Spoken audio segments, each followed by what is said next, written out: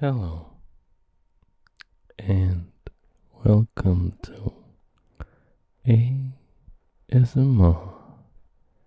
Chat. So, today we will be playing a new patron, Mr. Mass from the United States. I'm waiting for him to send me a challenge when he has decided what time control he prefers, and then we will see if we can show some reciprocity for his kind support of the channel by obliterating him in chess. So I haven't researched Mr. Mass, so I don't know if the rating you see here of 750 is accurate at all. It could be that he is far worse or far better than that. So, for the first moves, I'd say maybe the first 10 moves, I will play rather conservatively because I do not want to get trapped. I do not want to overcommit to some attack that may not be sound. Because you see, I have this weakness, and I think a lot of us really suffers from this particular ailment. And the weakness I am speaking of is looking too much to rating, caring too much about whether you should be the favorite or if you shouldn't be the favorite. So sometimes you'll be playing somebody who is more experienced than you, and maybe you will say there's no way I'm going to beat this person, and then you won't look for the nice little opportunities that could arise, and they do, because everybody makes mistakes. Or it could be the other way around. You could be the more experienced player, and you could be thinking, well, there's no way I'm going to lose against this guy. And then you will. Because chess is a ruthless and punishing game, and you make one little mistake, and that can end the game like that. Let's see if he is ready to challenge me.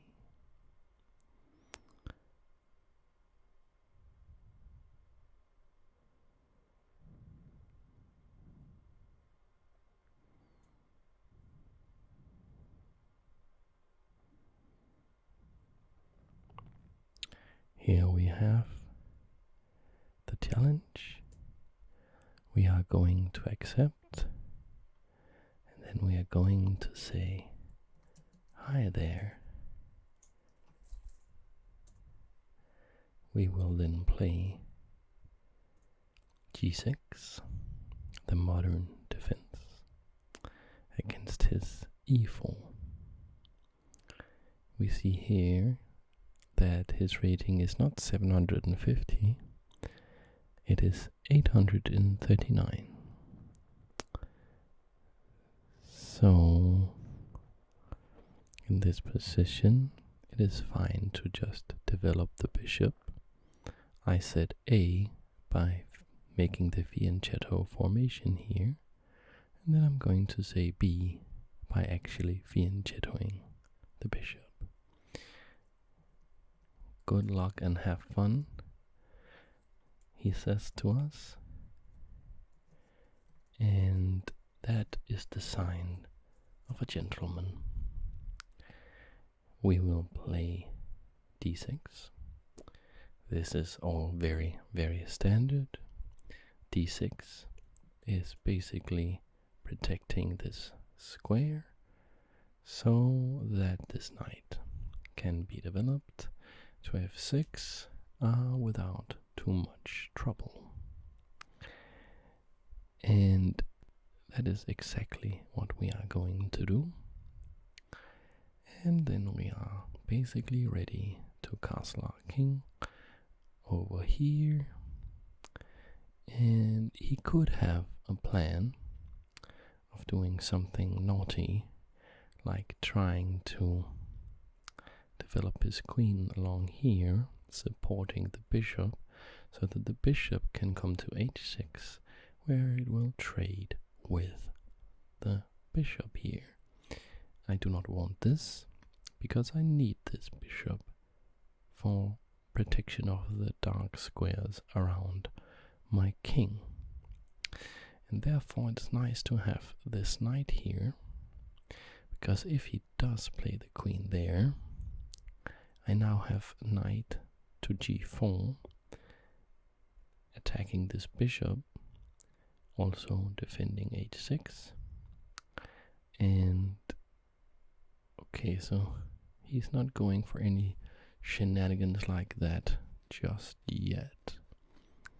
He is developing his light squared bishop to a very sensible square.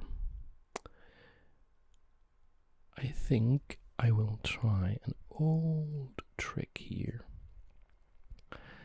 Now c6, as I'm playing here, may not look like much, but there's actually a sort of a devious plan.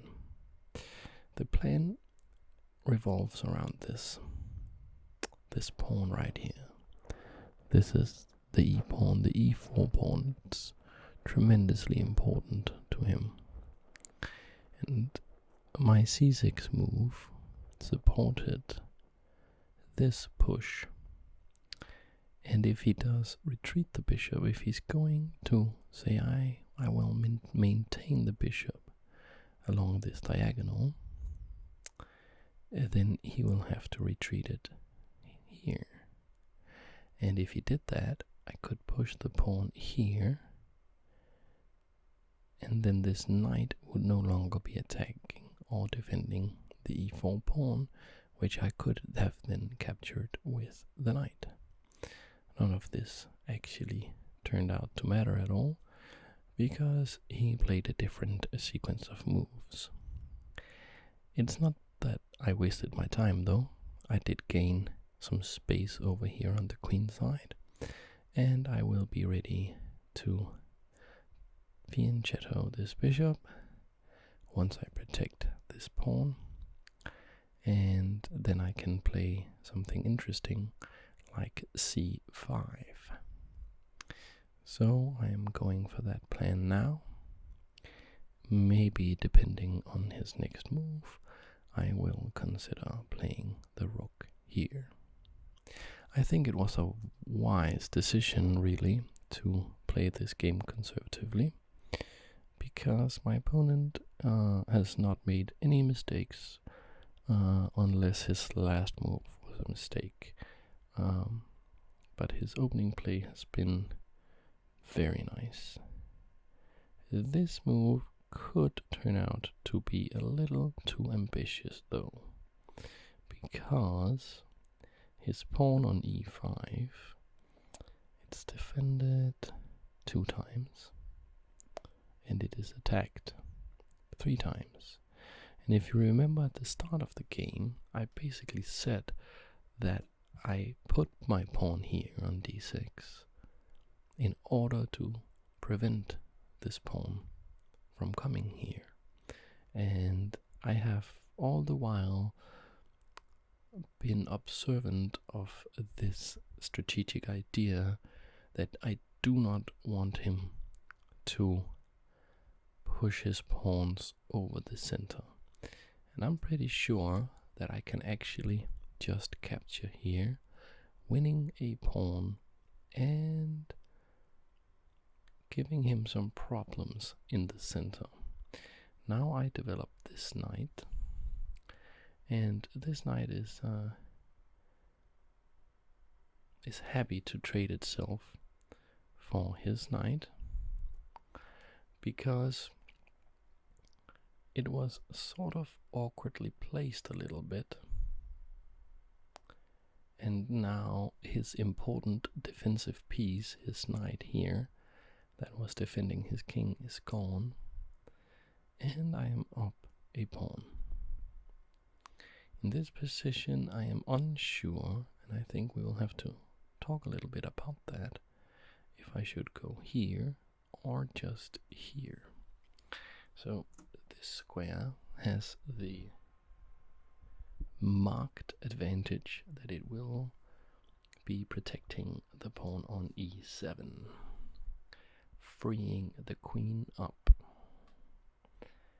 And I think I actually will go there, except he could have something like knight here attacking the bishop. Let's get rid of some of these arrows.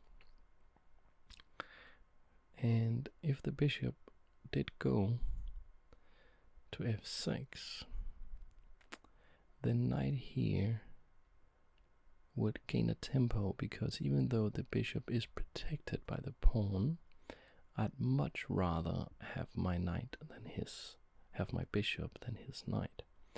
So I will go here, so that, because if he does gain a tempo by coming here, he could look at coming here, blocking this pawn, attacking this bishop, and giving me a lot of kind of serious problems, because I really want to open this bishop up. I want to unleash this bishop. You can imagine how powerful this bishop could become. Okay, so my opponent is very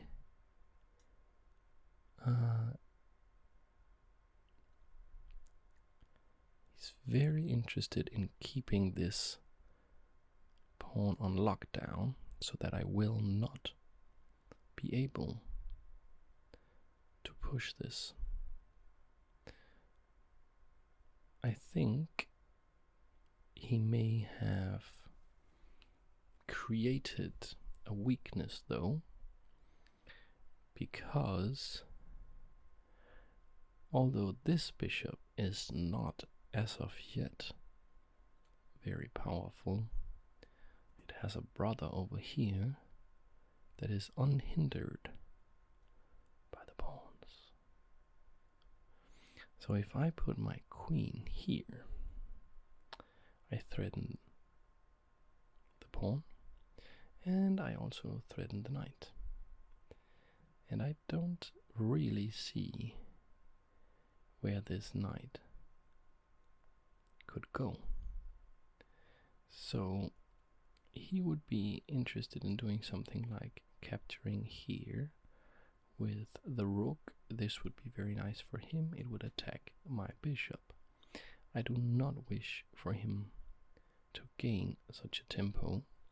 So before I make my own aggressive move, I will push this pawn one square like this. So now I am ready to see if I can make a maneuver that would allow me to free up my light squared bishop.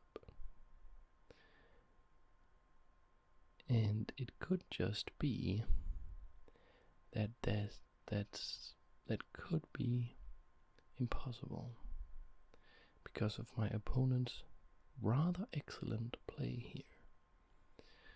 So his knight is now attacking this square, and I'm not sure exactly how to deal with that. So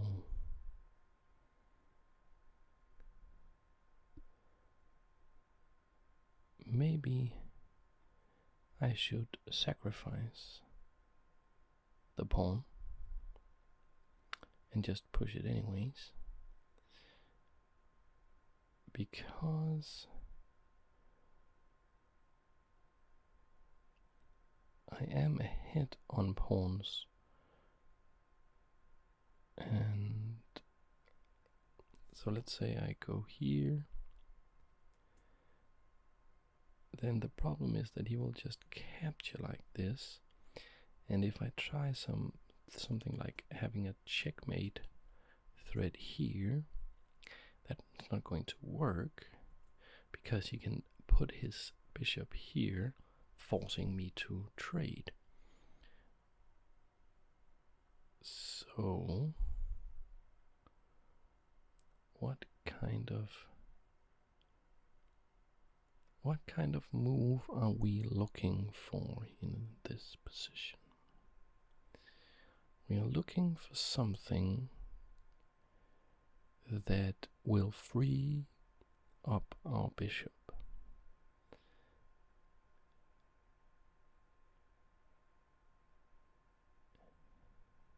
And that could be very, very hard, actually. That could be extremely difficult. We could try using our dark squared bishop in some manner or fashion.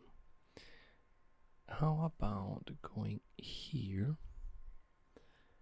preparing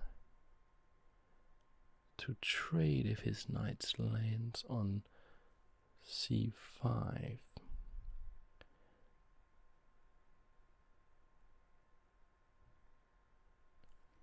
I don't really see the benefit of that, though. Then we could try something like a5. a5, he could play just a simple move like this. We would maybe then capture, trying to at least free up the rook. He recaptures. And nothing much has been gained by that little maneuver.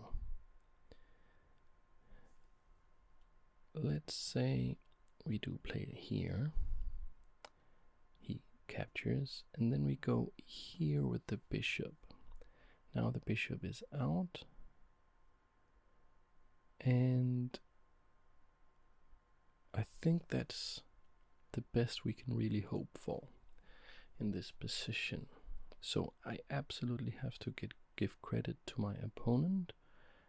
He played this extremely well. I think White has quite a significant advantage in this position.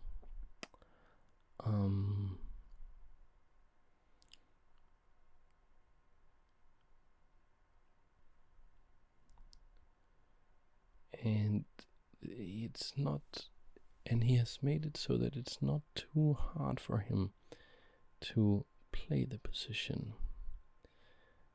So he basically has two choices. He can capture with the pawn or with the knight. Capturing with the pawn looks capturing with the pawn looked quite nice. But I think capturing with the knight is at least very good, and it's not as, it's safe. Let's just say it's safer. So I will put my bishop here, and I am maybe threatening his pawn on a2, or maybe I'm not. But I think that I am not doing too poorly. I think the position could be about equal.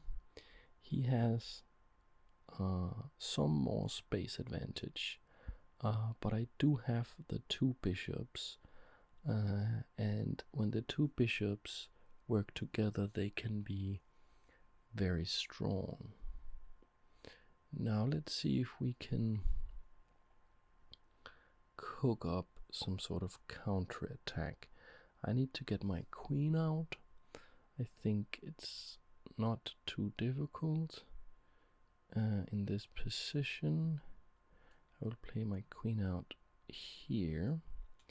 This attacks this pawn if this queen ever moves, and I'm now a little bit closer to maybe trying to threaten some checkmate here in combination with this bishop here. So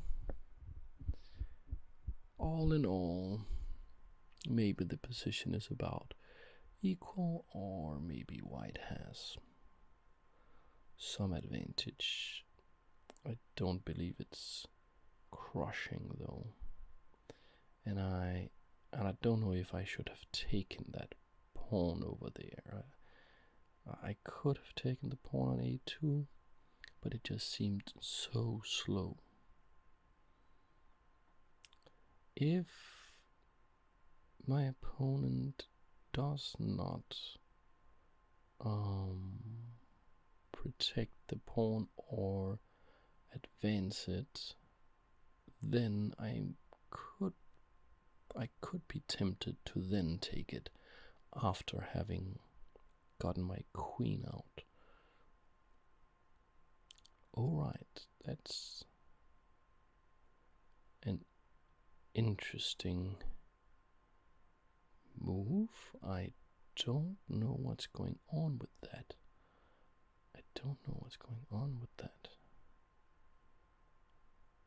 Ben Feingold says never play f3. He's a grandmaster from the United States. He says never play f3. It's kind of a joke, but in this position he does open up this diagonal here. This diagonal. Let's see if we can find out a way to exploit this diagonal.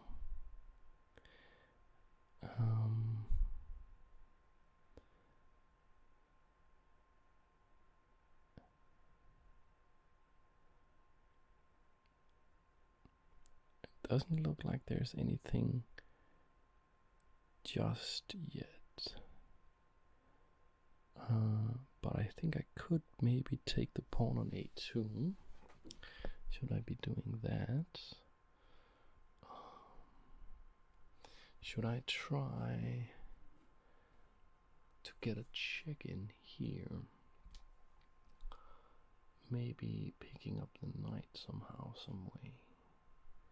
Is that something we would be interested in? Something like a5. He will just protect that. Okay, I will now capture this pawn here on a2. Because this actually is more relevant now that he played f3. Okay, wow. What is going on here?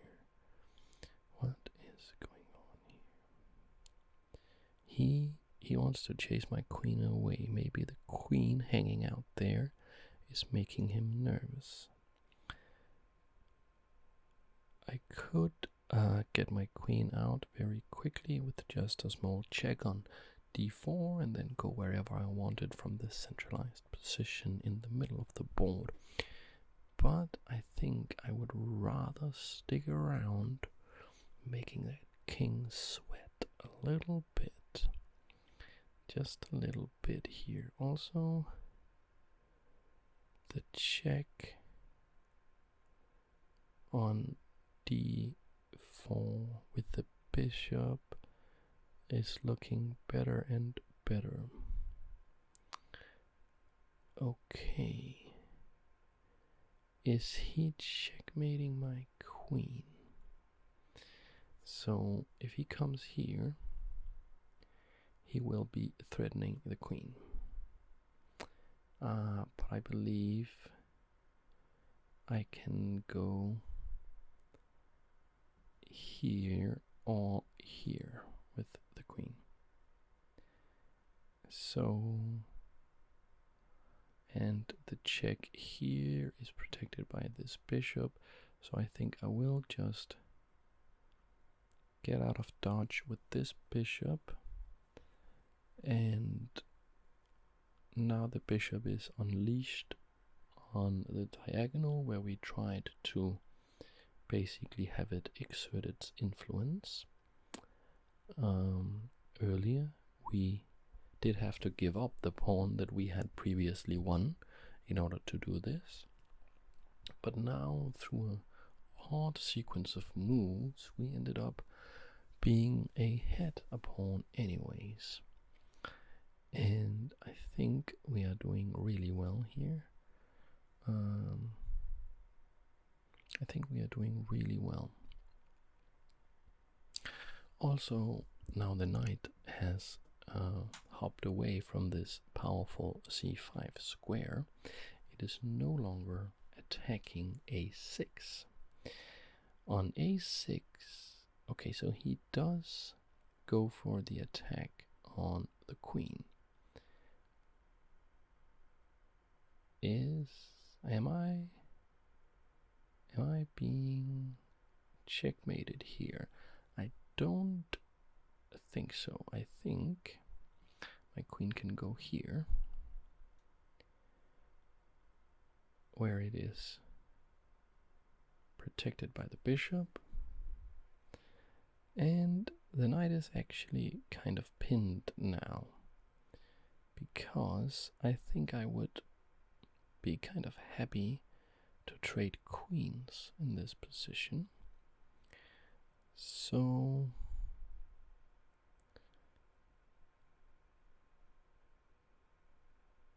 the knight can't really move unless it has a really nice square to move to. Okay.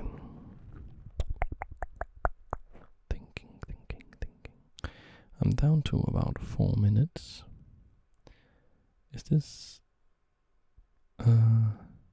this is a game with increment, 10 seconds per move, so I can gain some time back if I need to. Right, so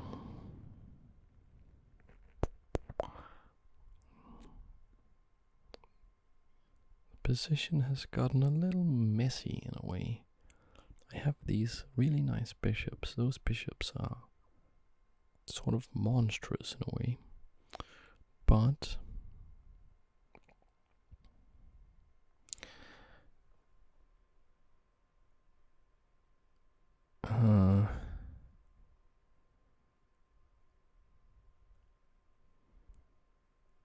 do I have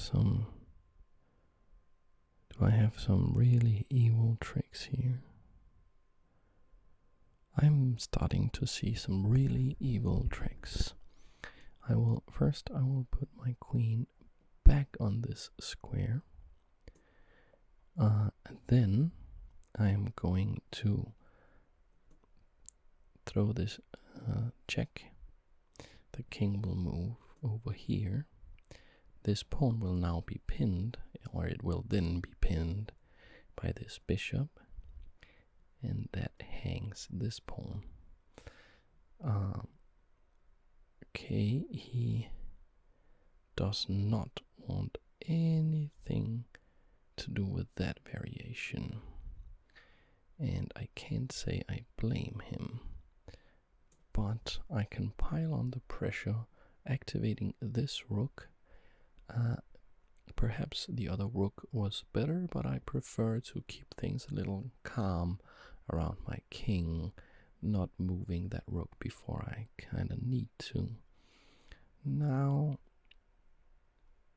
I think my position is very good, because he cannot capture here. I will recapture, forking all his stuff up, by that I mean I'll create this fog. Okay, so you can see here, now he has a big problem, Mr. Mass, because I am attacking here, and this is attacked twice. So let's say he gets out of the way with a move like queen to c1. I can then just capture the knight with the queen or even the rook and be up a full piece. So even though I am down a significant amount of time on the clock, I feel confident that I am now the favorite. And this is the point where my psychology should be kept in check. Okay, I shouldn't, in this position, I should just play a calm and cool collection of moves in order to get the advantage and keep it. I will exchange the queens because he has to recapture. I will then capture the knight. I am now significantly ahead in the material count. I will then double up my rooks on the d file so that I control that. I will now try to get the rooks off the board, and I see an opportunity already, because now that rook is pinned, I think I could even be winning a second pawn here with this check, or if he interposes the rook, I will trade the rooks, put my bishop here, well, you can see, because that is what's going to happen, and now this pawn will fall, and or even, well, I think I will just capture this one, and the game is kind of over. I just have to not get too cocky and just play some calm moves, and of course not stalemate my opponent here. Okay, so now we will run with this pawn. This pawn is under control, and there's basically no way for him to win this game. He cannot get back in time to stop this pawn, so it will become a queen. From then on, it will be sort of trivial to checkmate. So that's the first game.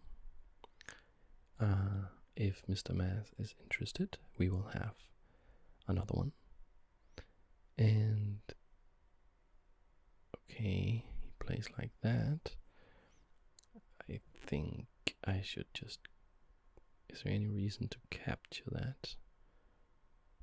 Not really. I'll make a queen. Okay. Check. So I'm very happy I was able to get this game under control, because it looked, out of the opening, it looked all of a sudden, is this checkmate? I think this is checkmate over here, right? That's checkmate. So play again. I'll just say GG. GG, good game. Play d4. Like out of the opening, he had that really awesome maneuver, starting with gambiting a pawn and then just going for the c5 square, threatening to basically just kill my bishop without actually capturing it, but just making it a dead piece. And I had to give the pawn right back. And then we had this sort of evenish position where I believe he had some advantage. I think the position was at least a bit easier to play for him. But I think I got him sweating a little bit with my queen attacking his king. That made him play some moves with the pawns around the king that may have been unnecessary, maybe.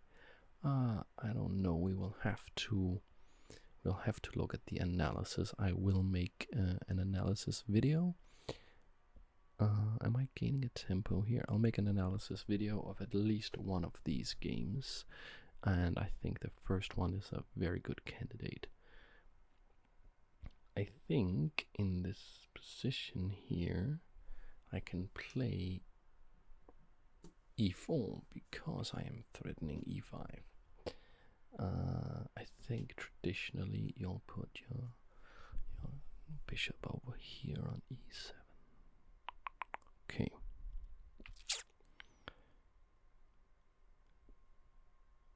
Okay. Yes, that has to be correct, the way he plays it. Can I make some sacrifice here? Is there an interesting sacrificial idea? Something like bishop captures here, maybe king takes, then there's a check from the knight. Does that do anything? Is that doing anything?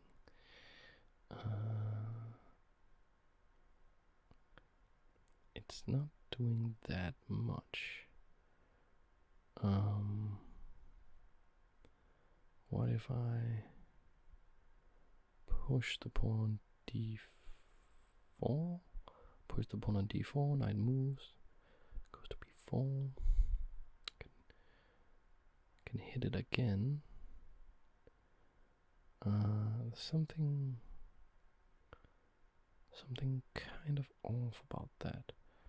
I could also allow him to capture on d4, recapture with my bishop. That looks wrong. I think I will play.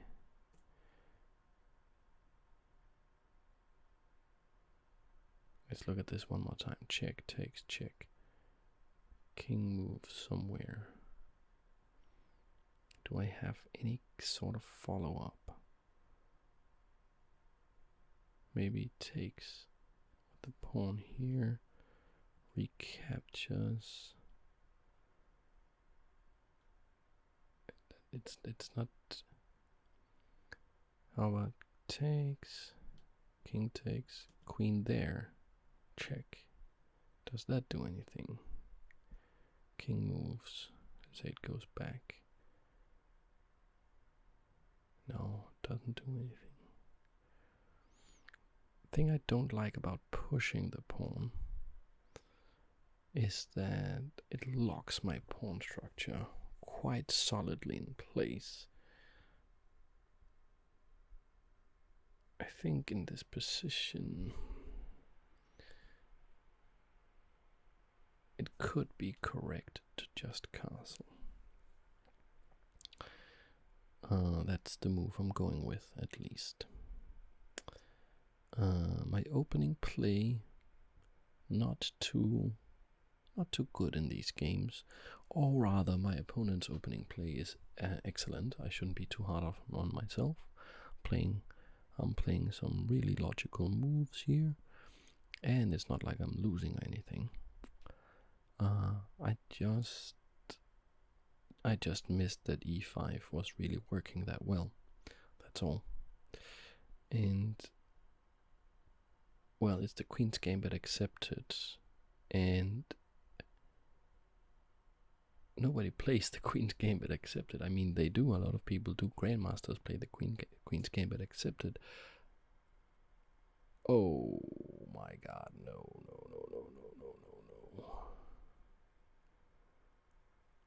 That's not good though. So I am now down a piece. Because I cannot, I was thinking that I could recapture that knight. And I absolutely cannot recapture that knight. Do you see why? Because there's a Greek gift sacrifice going on right here. And that's just absolutely terrible. I think, so I am losing now. But of course,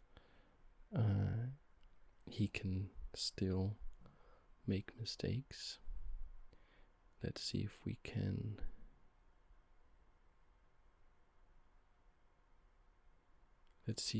make him sweat a little bit.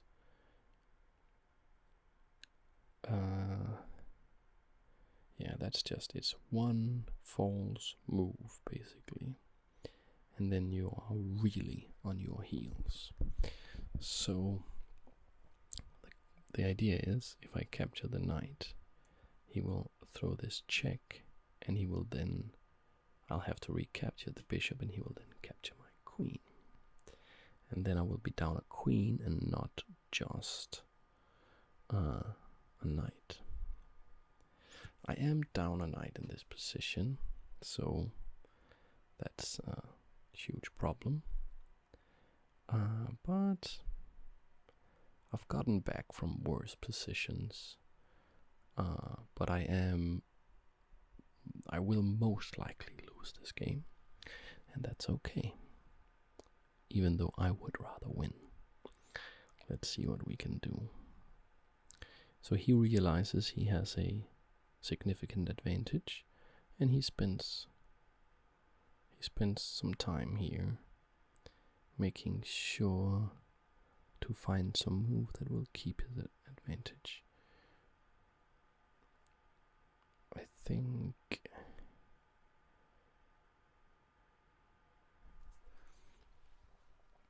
I think I could do something like playing king here. Okay. That's interesting. I will pile on the pressure, like so, because I basically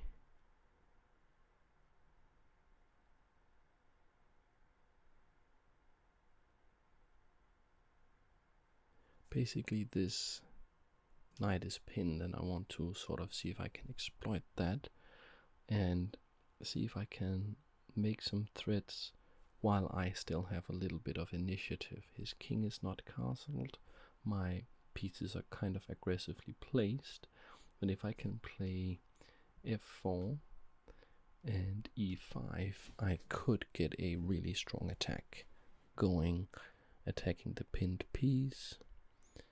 Alright. So that's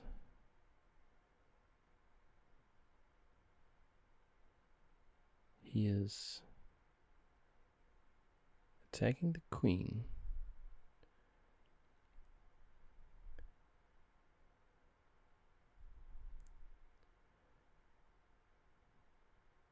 But let's say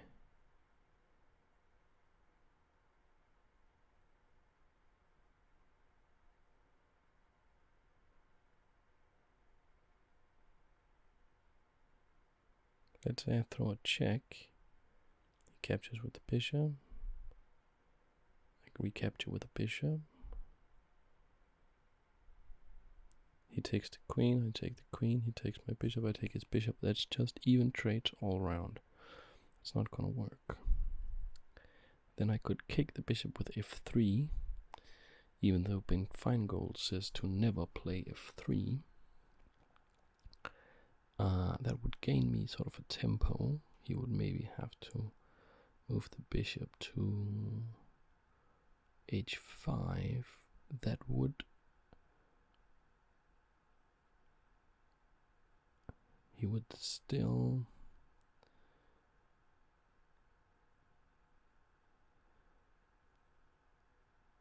or I think I will. I'm not sure exactly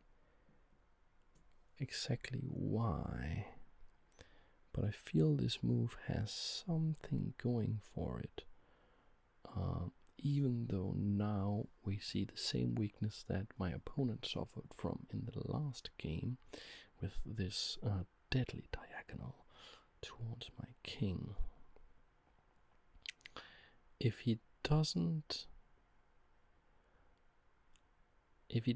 go to h5, I'm pretty happy. I can then play f4. I mean, just push the pawn, and I will have counterplay. Some good stuff will be going on. If he does go to h5, then I could go all out, desperado, play g5, g4. I mean, he would then have to go to g6 if he doesn't have some deadly attack. I then play f4. I mean, no, it's not. That's not going to work. No, that's just way too risky. And basically, he has. Okay, so.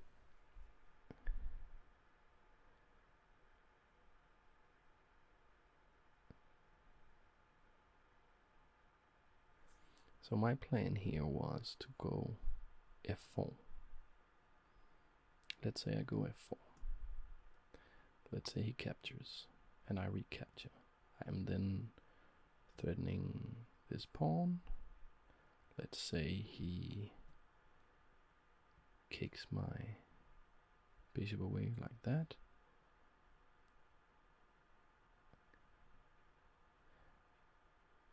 I think this is all working out pretty well, actually.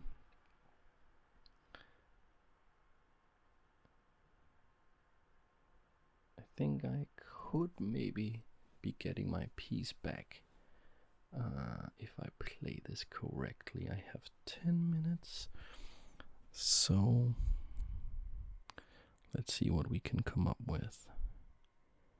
If he plays h6, I could consider capturing. He recaptures. I then play. No, okay. So, because I thought I could play e5, but then that would hang this knight. That would succumb to a double attack here. So maybe h6 is a strong move from my opponent. Or maybe it isn't, because I'll just leave it. He plays h6, and I capture here. Then if he captures there, I could consider just capturing the knight. So I think I have some good options if he plays h6. Okay.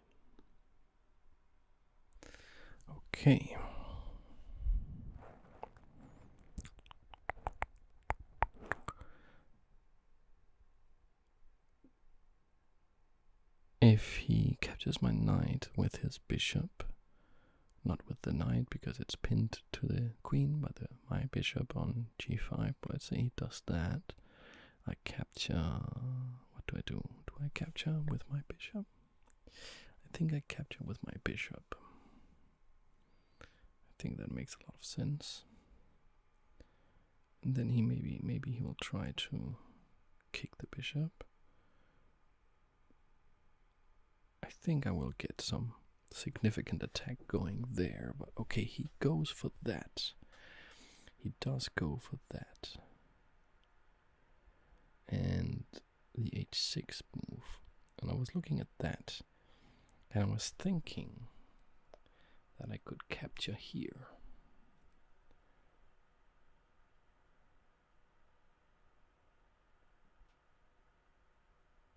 Let's say he then captures there.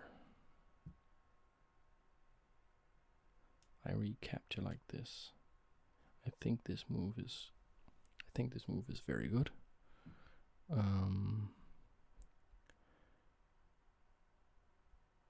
That was what I had looked at. Okay, he does capture like that, then my plan was to capture like this. We are now even on material, and I am threatening 2 pieces, and I have 1 piece threatened myself, namely this bishop right here. Now, a small feature of the position that looked insignificant before, but is significant, is the fact that he hasn't castled. So the coordination of this bishop and this rook on f7, the traditional weak square, could be very significant. I have to look out for the fact that if he plays this c6 move, the queen will be able to come on this dangerous diagonal,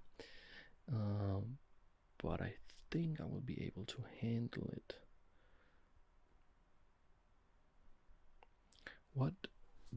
These games have been absolutely fascinating. Maybe I'll have to. Okay. He captures like that. Should I capture this knight in the middle of the board? Or I think I should capture the knight in the middle of the board. No, because my queen could then be subject to a dangerous attack. So instead, I will capture this knight here, and he hasn't really got time to recapture. And that's key. That's why I like that variation better, because I am still attacking this knight. So material is even, but I think that the fact that his king hasn't castled will basically end the game here, because let's say he moves the knight somewhere.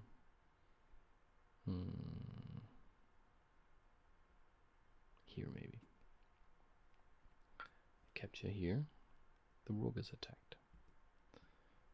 Okay, rook moves, but now check. Supported by this rook.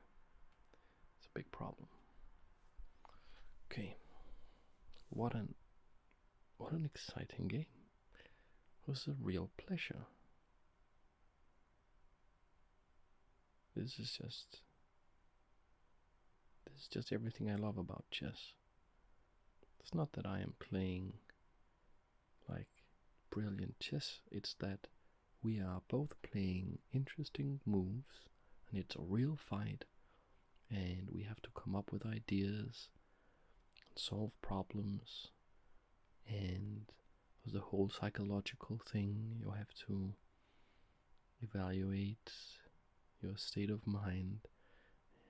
And I did the exact same thing that I always do. I even, in my introduction to this video, I even said that I have this problem, that if I feel that I'm the favorite, I will make mistakes.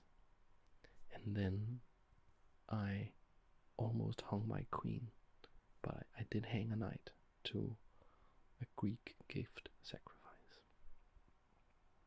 But then I got my psychology under control, and I got back in the game. And that sort of mirrors a thing that I have to do on a real big scale in my life, where in my early 20s my psychology had become an enemy of mine, really, and I had to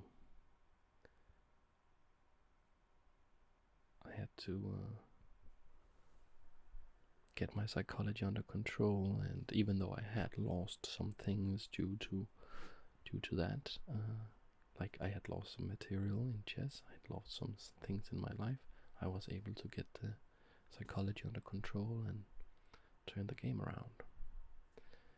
And now I have turned this game all the way around, and I am winning now. So only 2 moves to consider. He goes there. I am up in material up here. He cannot capture the bishop. And I think correct here is to try and go for checkmate.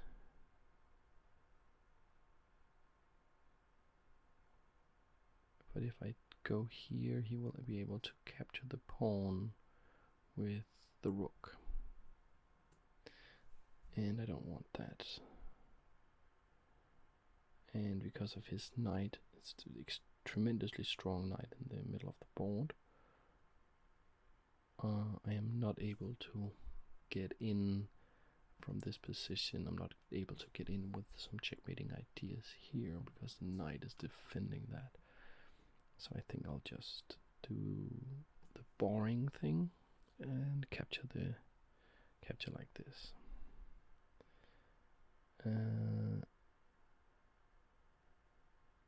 Now how do I proceed? I am up material, but the game is not actually over. It's not over till the fat lady sings.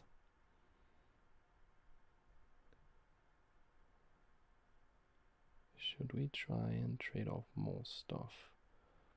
Could play rook f8, rook takes rook, pawn takes rook, queen takes pawn, queen f1.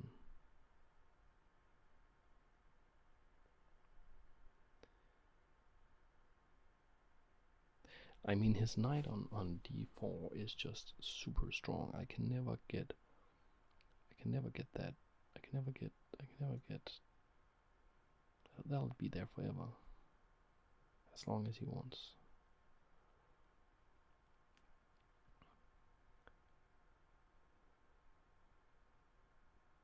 And it takes up a lot of squares.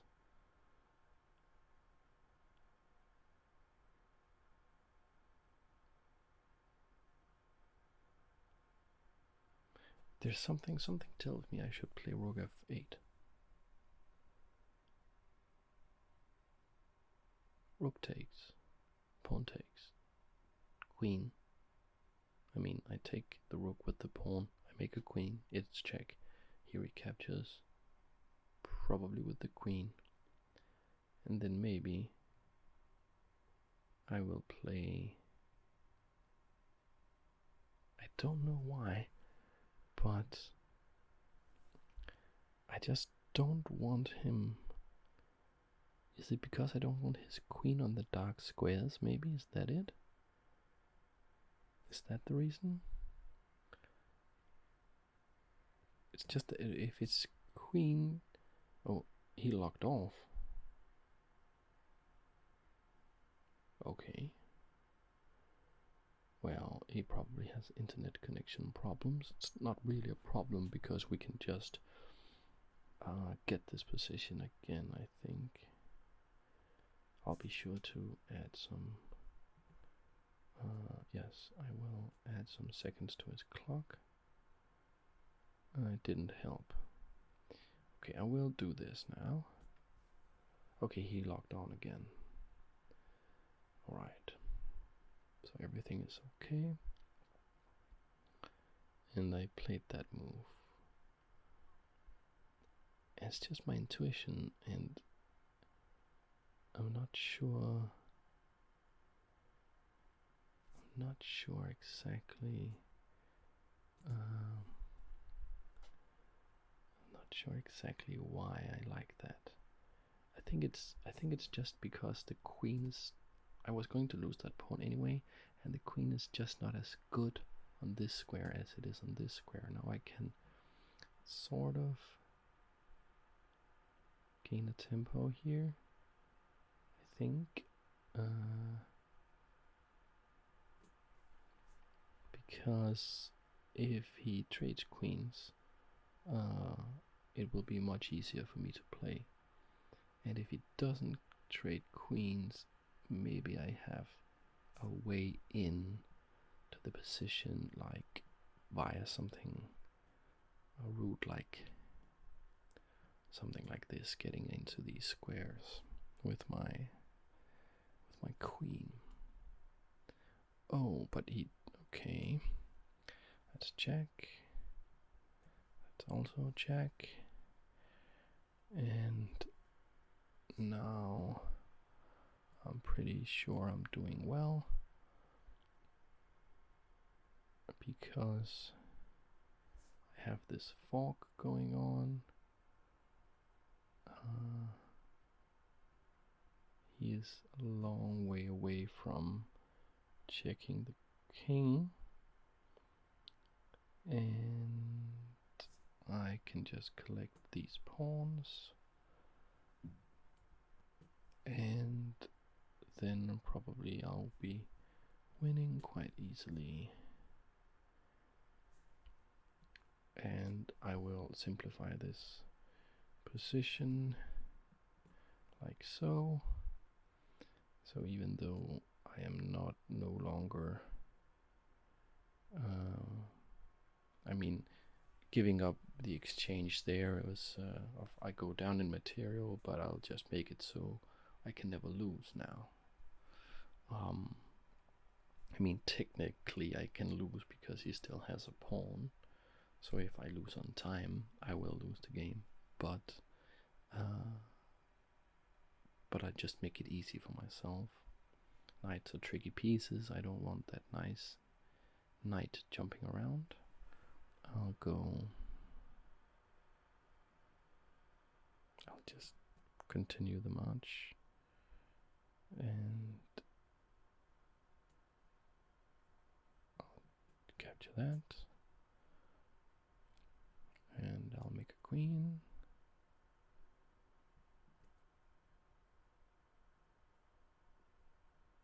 I think I'll make a queen with this one as well. That's not to be annoying, I actually think this is the fastest way to checkmate. Or at the very least, the easiest. Okay, let's see how well my checkmating technique is. Where's the best check here? I think it could be, okay, I'll make another queen first. And then I go check, and check, and mate.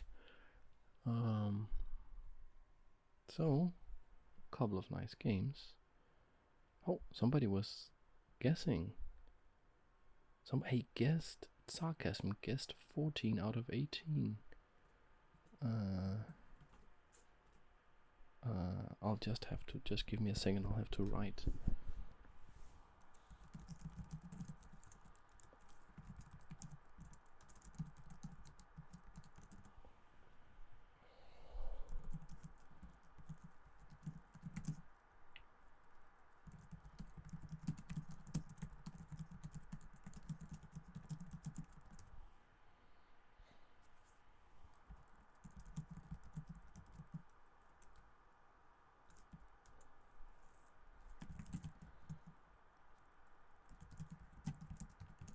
Okay.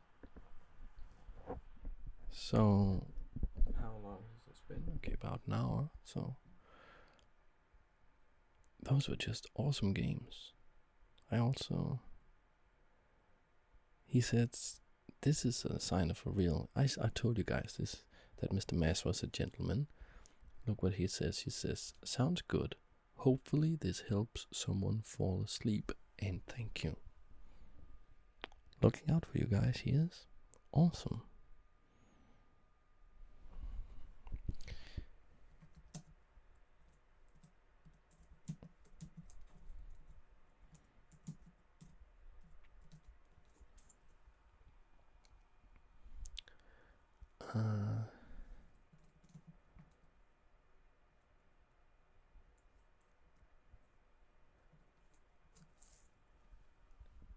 this was just, I enjoyed myself tremendously. How did you like this video? Am I the only one who's really surprised by the very strong play from somebody rated under 1,000? I mean, 839 is a pretty respectable rating, but he played, like, I think he played way above that. I don't know. Well, if you like this video, consider subscribing. Consider, if you want to play me, you can become a patron on Patreon. It's a sort of a thing that I do. I can't play everybody, so I play my patrons. And yeah, you can consider leaving a comment. Tell me if you like the video. You can consider subscribing, all that good YouTube stuff. But I hope you don't really, because I hope you're asleep. I hope you fell asleep and that you are sleeping so nicely now. But if you didn't, but you still like the video, you can consider supporting